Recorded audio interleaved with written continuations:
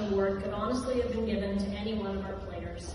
They were an exceptionally kind, supportive, and helpful group throughout every practice, game, and tournament. This year's recipient, however, stood out for her consistently positive attitude, infectious smile, and genuine kindness toward everyone around her. A grade 12 student, she demonstrated unwavering commitment to the team throughout both her grade 11 and grade 12 seasons, rarely missing an opportunity to contribute and improve. Through hard work and dedication, she developed her basketball skills significantly over the past 2 years and was always willing to take on whatever role her coaches asked of her. Whether it was a challenging assignment on the court or supporting her teammates from the bench when she was injured, she approached every task with enthusiasm and a team-first attitude.